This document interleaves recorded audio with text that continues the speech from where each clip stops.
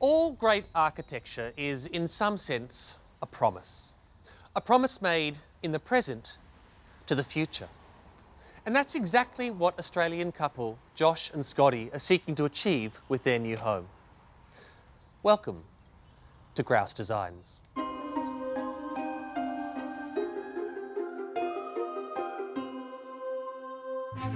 Scotty, with a background in marketing, and her husband Josh, a local accountant, have built a successful marriage.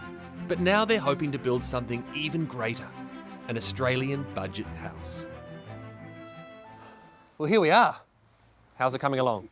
Well, it's getting there. One day at a time. It's quite an ambitious plan, Scotty. It is, but you gotta have a go to get a go. Isn't that what I always say, love? You do. And it's going to be great. Yeah, it's gonna be our legacy. The Australian budget house is a sprawling architectural design. On the first floor, the house opens up into a huge mining boom, which sits alongside a sparkling services sector. Underpinning it all is a controversial flat income tax structure, which leads to Josh and Scotty's piece de resistance, the surplus room. And they plan to deliver this by May. Yeah, not sure how we're going to make the deadline. I mean, claiming it's already come in under budget before we've built it, that's different. Well, it's been 10 months since I last visited Scotty and Josh, and since then we've had a global pandemic, so I'm keen to see if this has had an adverse effect on the project. Now, I'm going to be honest, I thought we'd be further ahead by now. Yeah, well, we hit a few roadblocks, it's a tough build. Bushfires, we ran out of toilet paper. Oh, and we found a fiscal cliff in the backyard, which means no trip to Hawaii for us this year. And the surplus room? We had to scrap the surplus room.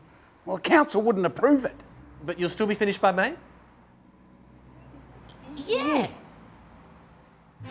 The project deadline has arrived, so I'm heading back to see the Australian budget house in its finished state. On time. Yeah, but you told me. Doesn't look like much has changed. Me. How can you just lose and then find $60 billion? I don't know. Why did you just run off to your national cabinet? Huh? Oh, you leave my national cabinet out of this! Turns out the stumps were made entirely out of hopes and dreams, so they've, pretty much disintegrated. But we've put in some Jobkeeper beams to keep things structurally sound. It should only need them for a few months, though. Look, we're going to keep the Jobkeeper beams in place.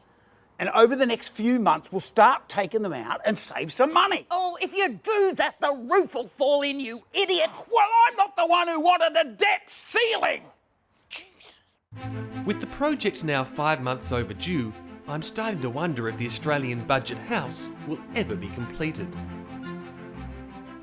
Yeah, nah, not good. It's a real mess. Now they want me to put in a granny flat. Like, aged care was never part of the plan. So we're not finished? No. But because of our sound economic management, we believe we're still the team to deliver it. One day. And can I ask you how much you went over? $1 trillion. Promises can be tricky. If you keep them, you're a hero. If you break them, you look like a charlatan.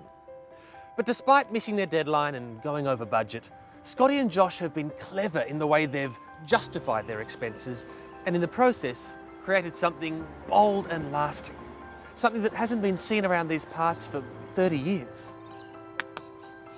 A recession.